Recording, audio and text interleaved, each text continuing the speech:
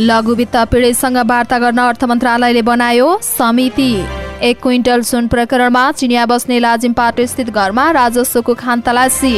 कोशी प्रदेशका उद्धव थापा भन्छन् सर्वोच्चको आदेशमा विमति छैन, नयाँ प्रक्रियामा जान्छौं। बरामद सुन प्रत्यक्ष प्रसारण गरेर मात्रै गाल्ने तयारीमा राजस्व अनुसन्धान विभाग। प्रकृति मास्नेहरू समाज विरोधी रहेको संस्कृत पर्यटन तथा नागरिक उड्डयन मन्त्री सुदन किरातीको भनाई। माइतीघर 3 कुनेको जाम हटाउनका लागि उखेलिए रुख बिरुवाहरू। नेपालको उन्नति जलविद्युतबाट नै सम्भव छ, सभामुख घिमिरे। नेपालको जनगणना नामक पुस्तक सार्वजनिक। अब इन्जिनियर पढ्ने शुल्क 3,30,000बाट 7,77,000 पुर्याइँदै। तनहुँको भैँसे गौडामा भेटिए 174 प्रजातिका चरा। कालीमाटीमा किसानहरूद्वारा धरना, बिना प्रतिस्पर्धा भाडामा दिने सम्झौता खारेज गर्न आह्वान। घट्यो बागमती प्रदेशको भाडा, कुन रुटको कति, सम्पूर्ण जानकारी। सरकार सुशासनको पक्षमा दृढताका साथ अगाडि बढेको मन्त्री शर्माको भनाई। रामेछापमा अझै हुन सकेन धान रोपाई, खडेरीले बाली सुक्यो। विवेकशील साझाले मनायो स्थापना दिवस। साउन र भदौमा रासपाले 7 प्रदेशमा प्रशिक्षण सक्ने। 1 महिनामै प्रतिका रेट 14% बढ्यो अण्डाको मूल्य। विज्ञ भन्छन् अस्वाभाविक मूल्य वृद्धि गरे कारबाही हुन्छ। इपिएस मार्फत दक्षिण कोरियामा श्रमिक पठाउने देशमध्ये नेपाल सर्वोत्कृष्ट। गलत सूचनामा विश्वास नगर्न आग्रह। फिल्म ऐचो पैचोको गीत काले केटाले रिलिज। 1 महिनामा 11 लाख किलो गोलभेडा भारत निर्यात। मिटर ब्याज सम्बन्धी विधेयक राष्ट्रिय सभाबाट पारित। अवैध कारोबार र तस्करी रोक्नका लागि सबैको समन्वय आवश्यक रहेको अर्थमन्त्रीको दाबी।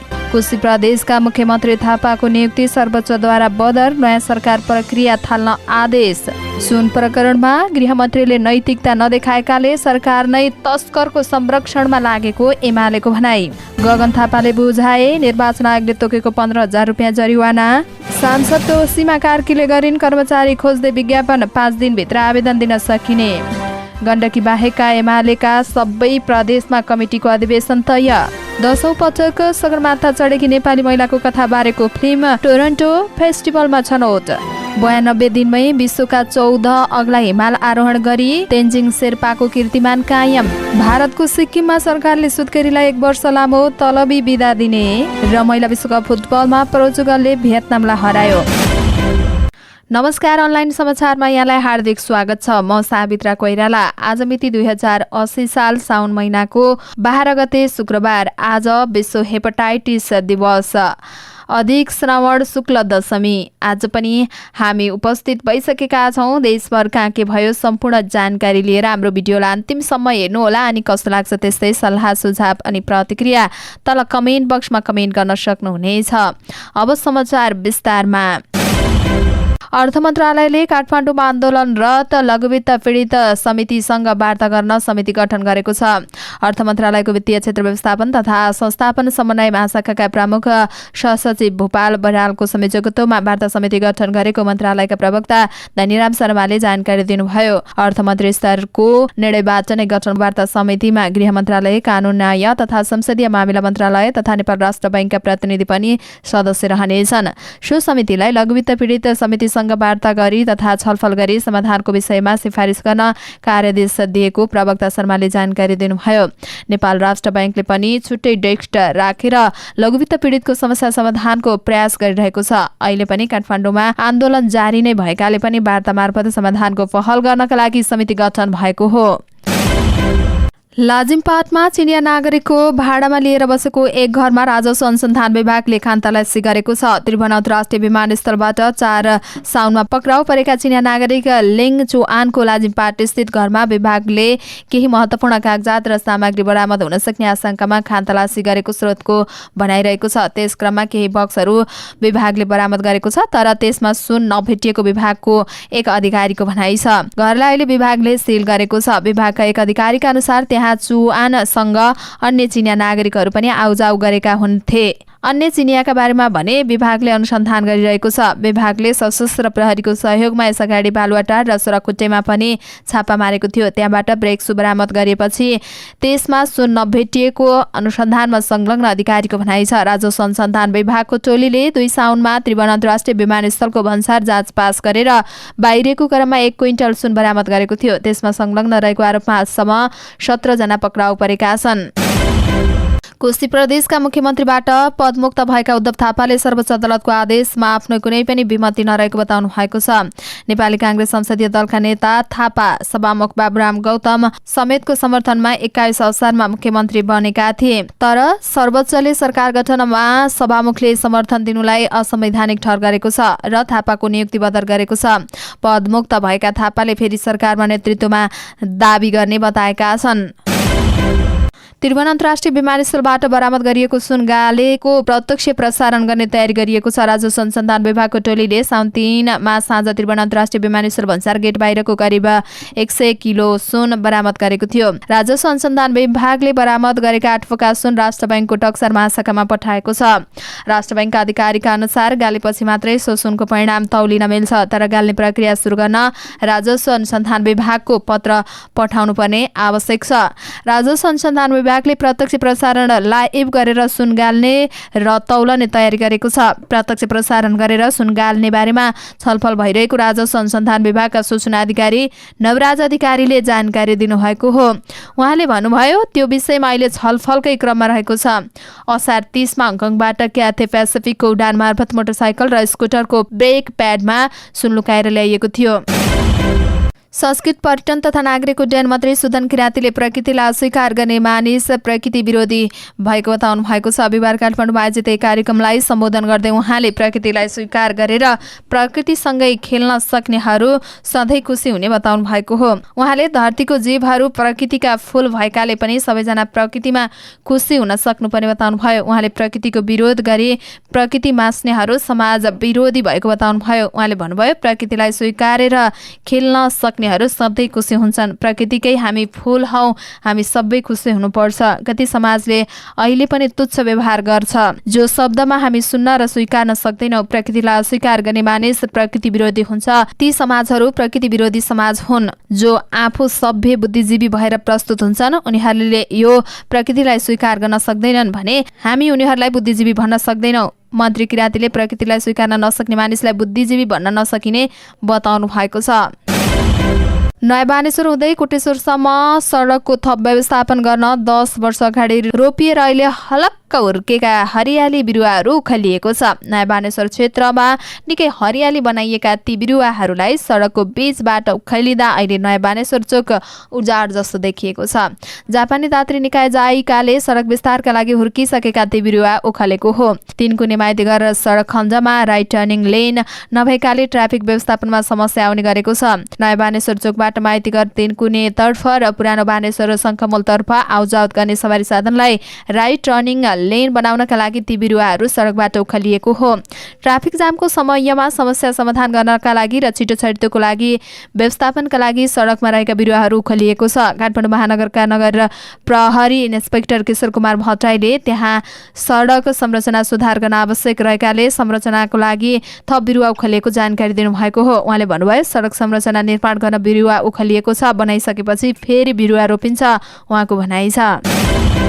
सभामुख देवराज घिमिरेले नेपालको उन्नत जलविद्युत बारेमा सम्भावना रहेको बताउनु भएको छ। बिहिबार ललितपुरमा आयोजित सामूहिक विद्युत उपभोक्ता राष्ट्रिय महासङ्घ नेपालको 19औं स्थापना दिवसका अवसरमा सम्बोधन गर्दै उहाँले यस्तो बताउनु भएको हो।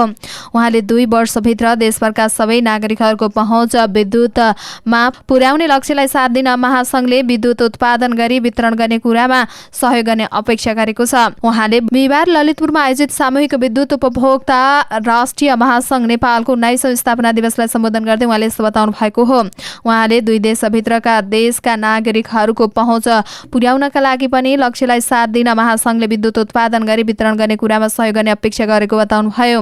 उहाँले औद्योगिकरणका लागि विद्युत खपत गर्ने बाटो बनाउनका लागि संस्थाले महत्त्वपूर्ण कदम चाल्नुपर्ने बताउनु भयो। उहाँले ऊर्जा ऐन 14 वर्षदेखि अड्किएको कुरा उठेको भन्दै अड्किएका कानुनहरूलाई अगाडि बढाउन आफू गम्भीर रहेको बताउनु भयो।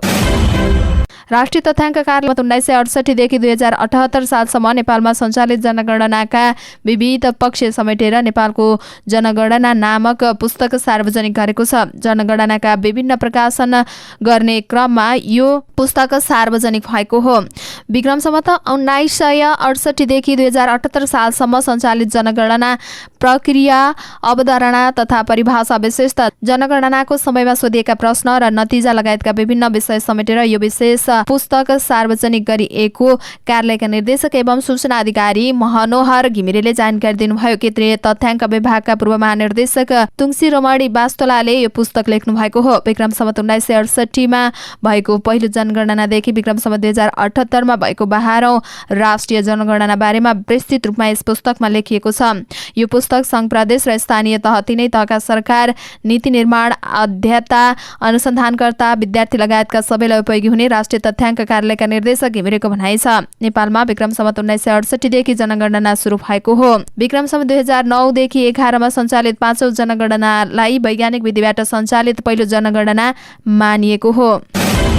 त्रिभुवन विश्वविद्यालय इन्जिनियरिङ अध्ययन संस्था आईआई ले इन्जिनियरिङ विषयको शुल्क बढाउने प्रक्रिया सुरु गरेको जनाइएको छ। आईआई का डिन प्राध्यापक डाक्टर शशिधर राम जोशीले शुल्क बढाउन लागेको बताउनुभयो। हाल आईआई ले स्नातक तह अन्तर्गत इन्जिनियरिङको शुल्क 3,30,000 रुपियाँ लिँदै आएको छ। अब बढाएर 7,70,000 पुर्याउन लागेको हो। यसका लागि आईआई ले सुदर्शन वज्राचार्यको संयोजकत्वमा समिति गठन गरेको थियो।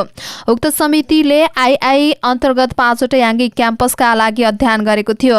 सोही आधारमा शुल्क बढाउन लागेको हो। यसअगाडि 2053 सालमा उक्त शुल्क तोकिएको थियो। त्यसपछि प्रत्येक वर्ष 10% का दरले शुल्क बढाउने भनिएको थियो, तर हालसम्म पनि शुल्क बढाउन सकेको थिएन। यो विषयमा अहिलेसम्म निर्णय भने भइसकेको छैन उहाँको भनाइ छ। एक्सरसाइज गरिरहेका छौं, अध्ययन समिति गठन गरेर रिपोर्टहरू हेरिरहेका छौं। शिक्षक, कर्मचारी, प्राध्यापक संघ, विद्यार्थीहरूको सबैसँग छलफल गरेका छौं उहाँको भनाइ छ। शुल्क तोकिएको 27 वर्षपछि आईओईले शुल्क बढाउन लागेको हो। प्रत्येक वर्ष 10% का दरले शुल्क बढाउने भने पनि अहिलेसम्म बढ्न सकेको थिएन।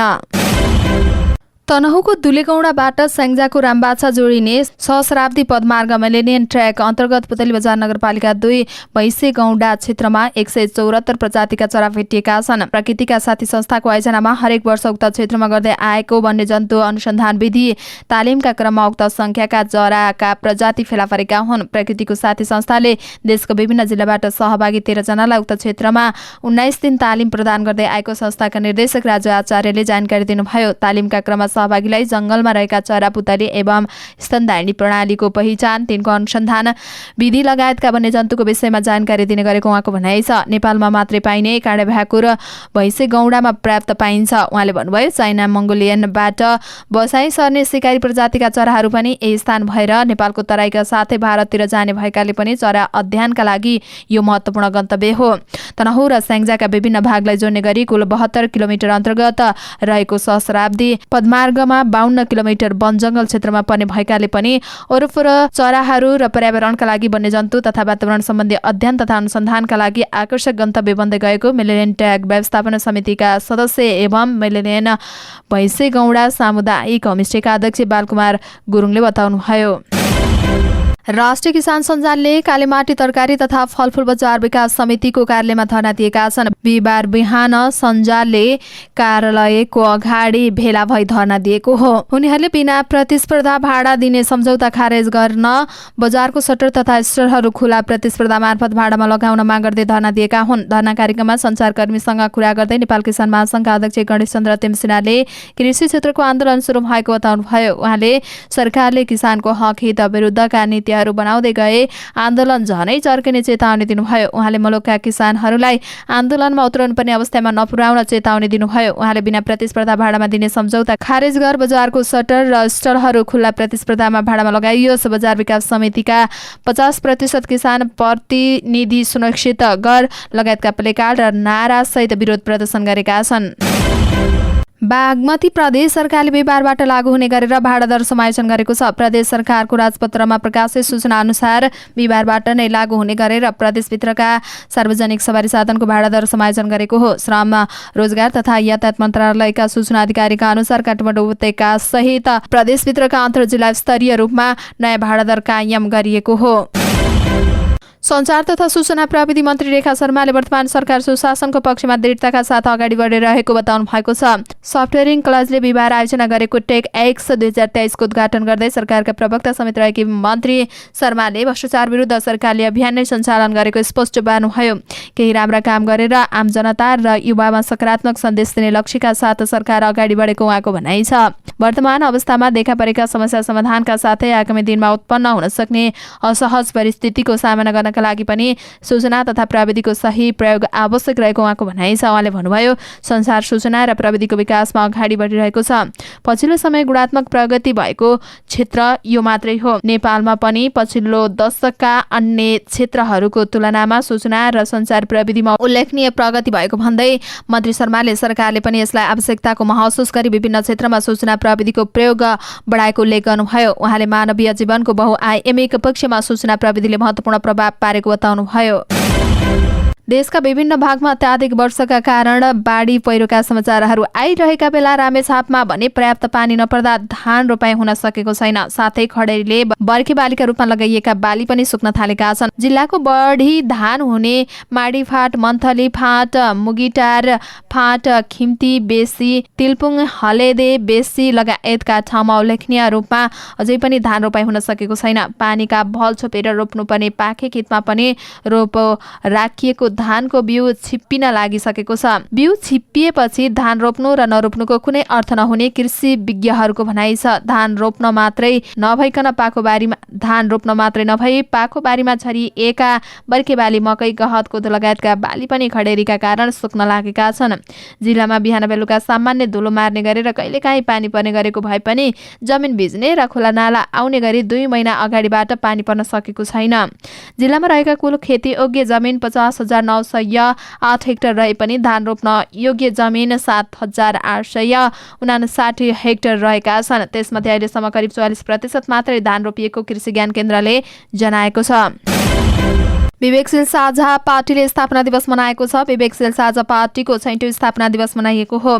विवेकशील साझाको साउन 11 गते स्थापना भएको थियो। राष्ट्रिय स्वतन्त्र पार्टीले साउन र भदौलाई कार्यकर्ता प्रशिक्षणको महिना बनाएको छ।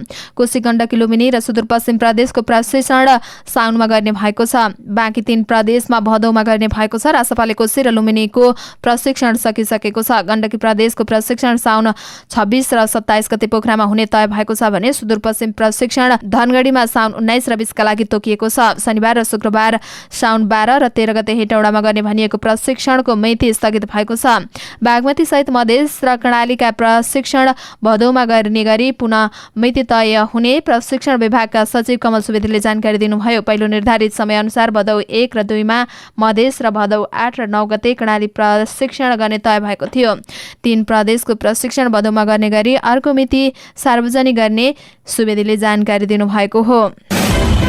गङ्गामुखी शर्मिला पाठक एका बिहानै नजिकैको किराना पसलमा पुगिन्। भान्सामा सकिएका अत्यावश्यक सामान किनिन्। बिल देख्दा उनलाई अचम्म लाग्यो। 1 महिना अगाडि प्रति क्यारेट बढीमा 450 रुपियाँमा पाइएको अण्डाको मूल्य अहिले 510 रुपियाँ थियो। उनले पसलेलाई सोधिन्, कति धेरै महँगो अण्डा? हामीले पनि महँगैमा झारेको हो। 1 क्यारेट अण्डा बेच्दा 5-10 रुपियाँ पनि फाइदा हुँदैन। पसलेले भने, अब त अण्डा किनेर खान पनि नसकिने भयो। शर्मिलाले भनिन्, यो भन्दा त कुखुराको मासु नै सस्तो। शर्मिलाले मात्रै होइन, यो मूल्य सबै उपभोक्ताले तिर्नु परेको छ। यो मूल्य 1 महिनाको तुलनामा 14% बढी देखिएको छ। सरकारले अनुगमन गर्दा उपभोक्ताले बढी मूल्य तिर्नु परेको अण्डा उत्पादक संघका अध्यक्ष शिवराम केसीको भनाइ छ। बिचौलियाहरूले बढी मूल्य पाइरहेका छन्, सरकारले अनुगमन गरेको छैन। उनले भने, उनका अनुसार तुलनात्मक रूपमा अहिले अण्डाको मूल्य बढेको छ, तर त्यसको बढी फाइदा बिचौलियाले पाएका छन्। कुखुरा उत्पादक संघले जेठमा प्रति क्यारेट ठुलो अण्डाको मूल्य 405 रुपियाँ र मध्यम खालको अण्डाको 380 रुपियाँ तोकेको थियो। त्योभन्दा ठुलो अण्डा प्रति क्यारेट 350 देखि 60 सम्म र मध्यम अण्डा 325 देखि 30 सम्म रहेको थियो। अण्डा उत्पादन घटेको भन्दै संघले फेरि असारमा ठुलो अण्डा प्रति क्यारेट 25 रुपियाँ बढाएर 430 पुर्याएको थियो। त्यस्तै मध्यम अण्डा प्रति क्यारेट 35 रुपियाँ बढाएर 415 रुपियाँ पुर्याएको छ। यो किसानले पाउने मूल्य हो। 1 महिनाको अवधिमा अण्डाको खुद्रा मूल्य 7 देखि 10% बढेको छ। रोजगारी अनुमति प्रणाली एपीएस मार्फत दक्षिण कोरियामा श्रमिक पठाउने विषयमा सामाजिक सञ्जालमा आइरहेका गलत सूचनामा विश्वास नगर्न एपीएस कोरिया शाखाले आग्रह गरेको छ।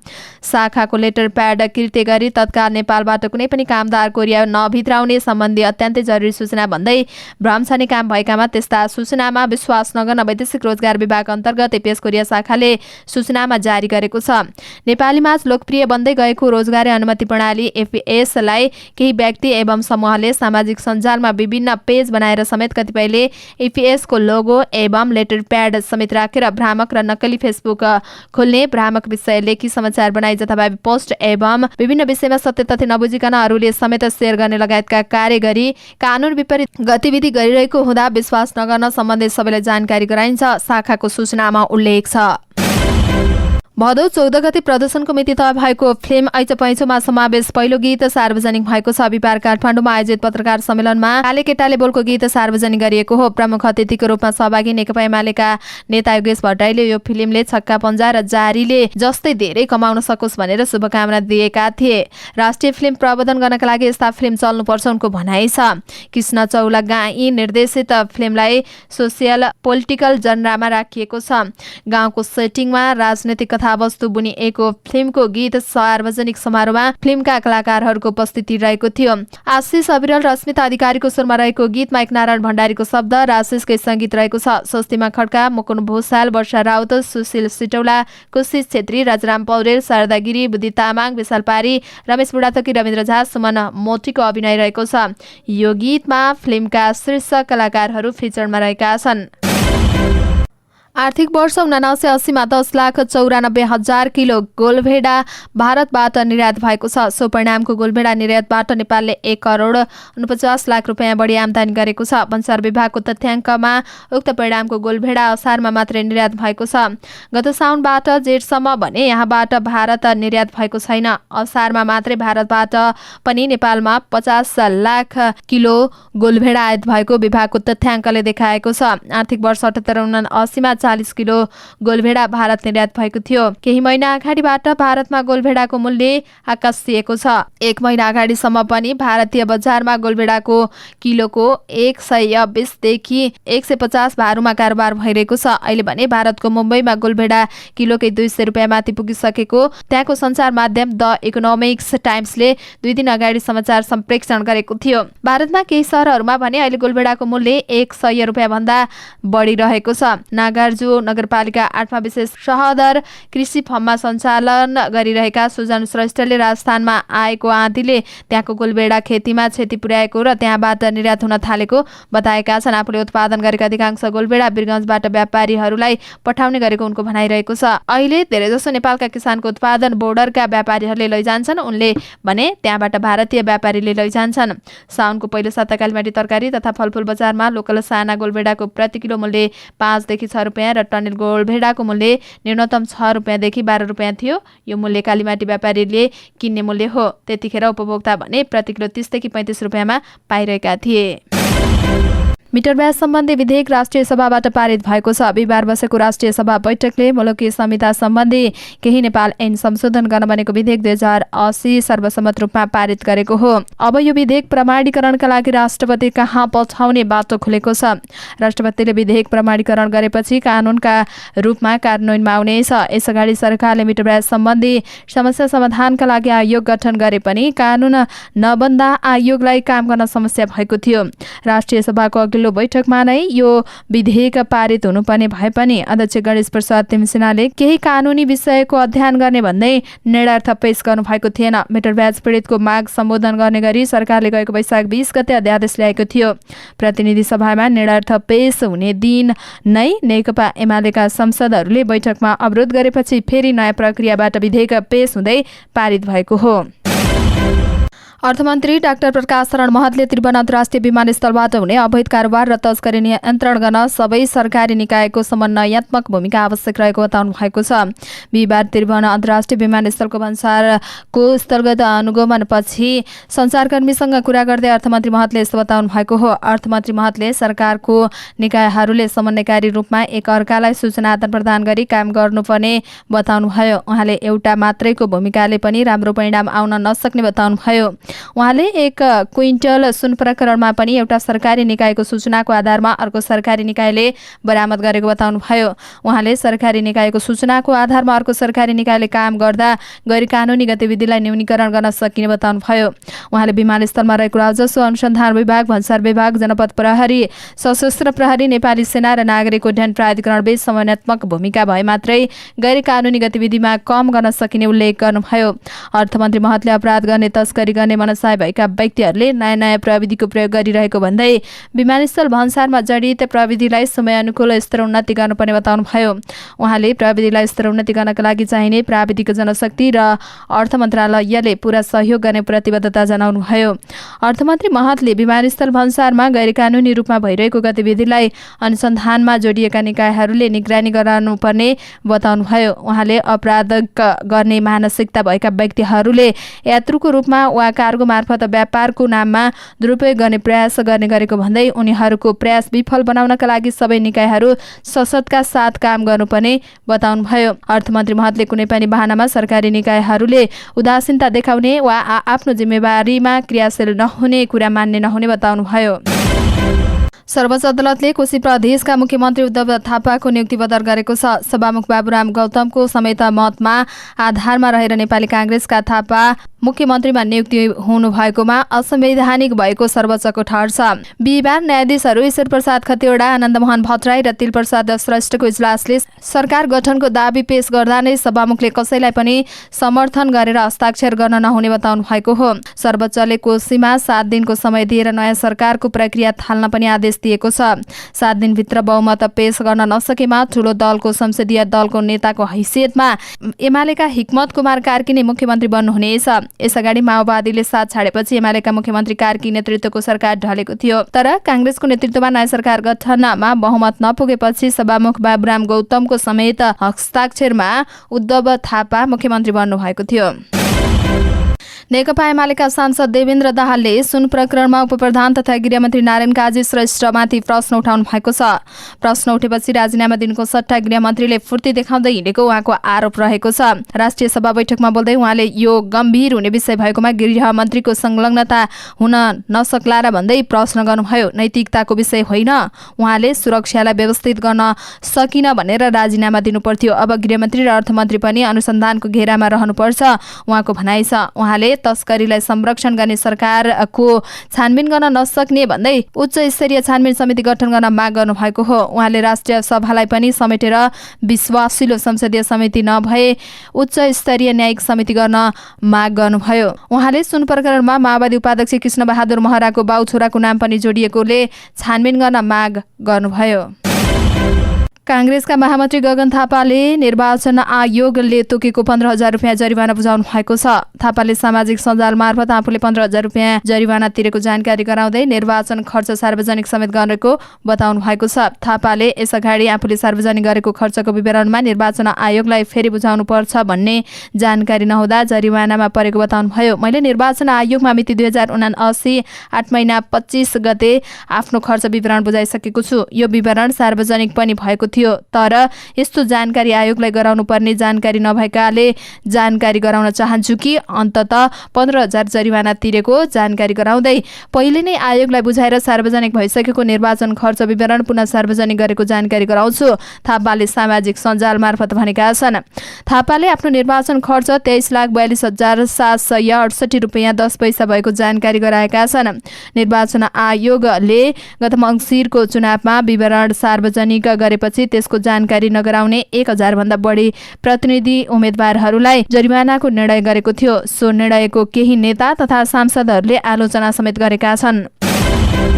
राष्ट्रिय स्वतन्त्र पार्टीका सांसद डाक्टर तोसीमा कार्कीले सचिवालयका लागि विज्ञापन गर्नुभएको छ। बिहिबार सामाजिक सञ्जालबाट सूचना प्रकाशन गर्दै उहाँले 5 दिनभित्र आवेदन दिन आग्रह गर्नुभएको हो।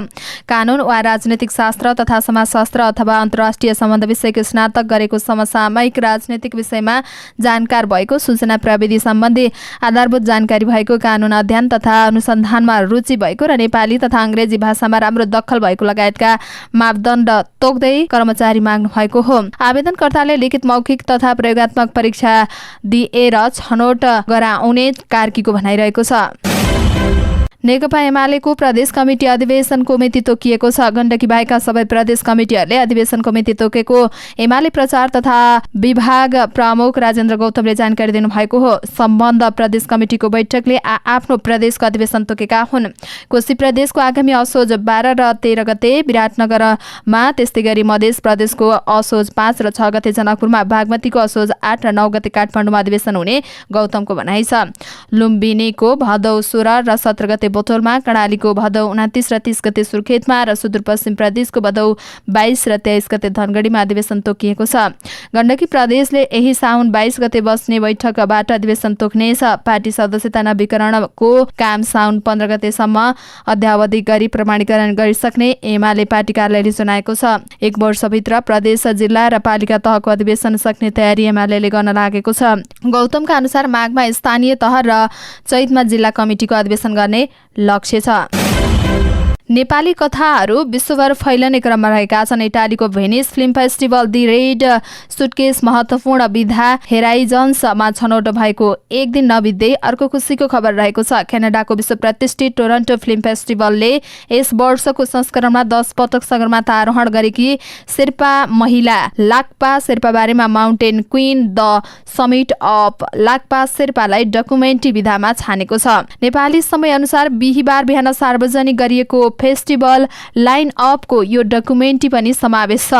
2 पटक अस्कर अवार्डमा मनोनीत निर्देशक लुसी वाकर निर्देशित यो फिल्म टोरन्टोमा विश्व प्रिमियर हुन लागेको हो। नेपाली महिलाको असाधारण कथा जसले 10 पटक सगरमाथा आरोहण गरेकी छन्। डेडलाइनमा हलिउड म्यागजिनले उल्लेख गरेको छ। एकल आमा समेत रहेकी लाक्पा शेर्पा नेपालमा हुर्केकी निरक्षर हुन्। गत वर्ष छायाङ्कनको समयमा उनी कनेक्टिकल होल्समा भाँडा माझ्ने काम गरेकी थिइन्। 2 छोरीहरूलाई उनले हुर्काउँदैछिन्। म्यागजिन लेख्छ तर कुनै पनि महिला भन्दा बढी सगरमाथा आरोहण गर्ने व्यक्तिको रूपमा उनको अर्को जीवन छ र यो फिल्मले उनलाई नै पछाइरहेको छ किनकि उनले आफ्ना छोरीका लागि राम्रो जीवन बनाउनका लागि प्रयास गरिरहेकी छन्। टोरन्टोको डान्स ओपनिङ नाइट फिल्म विधामा यो फिल्म छनौट भएको छ।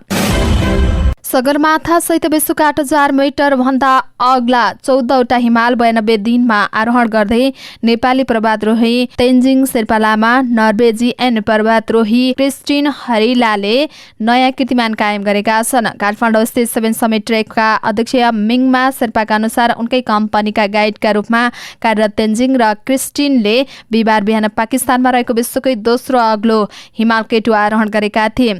यो सँगै उनीहरूले 92औं दिनमा संसारकै 14वटा 8000 मिटर भन्दा अग्ला हिमाल सबैभन्दा छोटो समयमा नै आरोहण गरेर रेकर्ड बनाएका हुन्। यसअगाडि निर्मल पूर्जाले विश्वकै 14 अग्ला हिमाल 6 महिना 6 दिनमा आरोहण गर्दै सबैभन्दा छोटो आरोहणको कीर्तिमानी बनाएका थिए। पूर्जाको कीर्तिमानीलाई नेपाली आरोही तेन्जी शेर्पा र नर्वेजियन पर्वतारोही क्रिस्टिन हरिलाले 92औं दिनमा सकेर नयाँ कीर्तिमान बनाएका हुन्। निर्मल पूर्जाको रेकर्ड शङ्खुवाशोभामा तेन्जिङ र नर्वेकी आरोहीले तोडेका हुन्। 7 समिटका अध्यक्ष मिङमाले भने नेपाली मूलमा निर्मल पूर्जाले नागरिकता त्यागेकाले विश्वकै 14वटा हिमाल सबैभन्दा चाँडै आरोहण गर्ने तेन्जिङ अब एक मात्र नेपाली भएका छन्। विश्वकै 14औं अग्लो हिमाल सिसापाङमा वैशाख 13 गते आरोहण गर्दै यी दुईले आरोहणको यात्रा थालनी गरेका थिए। भारतको सिक्किम सरकारले सुत्केरीलाई 1 वर्ष लामो तलबी बिदा दिने भएको छ। सिक्किममा मुख्यमन्त्री प्रेमसिंह तामाङले कर्मचारीहरूलाई 12 महिनाको सुत्केरी बिदा दिने निर्णय भएको बताउनु भएको हो। यससँगै पितृत्व बिदा पनि 1 महिना पुर्याइएको छ। श्रीमतीको सुत्केरी हुँदाखेरि श्रीमानले पनि 1 महिना लामो बिदा पाउनेछन्। समाचार एजेन्सी पीटीआईका अनुसार मुख्यमन्त्रीले कर्मचारीलाई यो सुविधा दिन नियमहरू परिवर्तन गर्ने बताउनु भएको छ। यो परिवर्तनले सरकारी कर्मचारीहरूले आफ्ना छोराछोरी र परिवारको राम्रो हेरचाह गर्न मद्दत उहाँको भनाइ छ। उहाँले सिक्किममा सुत्केरीलाई तलबसहित 6 महिनाको बिदा दिने कानून रहेको छ। भारतका राज्यहरूमध्ये सिक्किममा सबैभन्दा कम 6,71,000 जनसङ्ख्या रहेको छ। फिफा महिला विश्वकप फुटबल 2023मा पोर्चुगलले भियतनामलाई हराएको छ। बिहिबार न्युजिल्यान्डको एफएमजी स्टेडियममा भएको खेलमा पोर्चुगलले भियतनामलाई 2-0 गोल अन्तरले हराएको हो। पोर्चुगलका लागि तेल्मा इन्कारनाले फ्रान्सिका नजरेथले गोल गरेकी हुन्। बिहिबारको जितसँगै पोर्चुगल 2 खेलमा 3 अङ्कका साथ समूह ई को तेस्रो स्थानमा रहेको छ। 2 खेल हारेको भियतनाम प्रतियोगिताबाट बाहिरिएको छ। आउँदो अगस्त 20 तारिकसम्म हुने विश्वकपमा 32 टोलीको सहभागिता रहेको छ। फाइनल खेल सिडनीमा रहेको स्टेडियम अस्ट्रेलियामा हुनेछ। हवस् त दर्शक महानुभावहरू, आजका मुख्य समाचारहरू यति नै। हामीले प्रस्तुत गरेका विषयहरूप्रति तपाईँको धारणा के छ तल कमेन्ट बक्समा उल्लेख गर्नुहोला। साथै तपाईँलाई लागेका कुरा कुनै विषय उठाइदिए हुन्थ्यो जस्तो लाग्छ अथवा कुनै पनि विषयमा समाचार दिन छुटाएका छौँ हामीले भने तपाईँ हामीलाई हाम्रो फेसबुक पेजमा गएर मेसेज गर्न सक्नुहुनेछ अथवा तल कमेन्ट बक्समा कमेन्ट पनि गर्न सक्नुहुनेछ। तपाईँको कमेन्टले हामीलाई काम गर्नका लागि अझै ठुलो ऊर्जा दिनेछ। हाम्रो मेहनतको लागि एउटा सानो लाइक र कमेन्ट अवश्य गर्नुहोला। अनि च्यानललाई सब्स्क्राइब गर्नुभएको छैन भने सब्स्क्राइब अल नोटिफिकेसन अन पनि गर्नुहोला। हामी पलपलको न्युज अपडेटका साथ फेरि आउने नै छौँ। त्यतिन्जेलसम्मको लागि तपाईँको हरेक पल शुभ रहोस्। नमस्कार।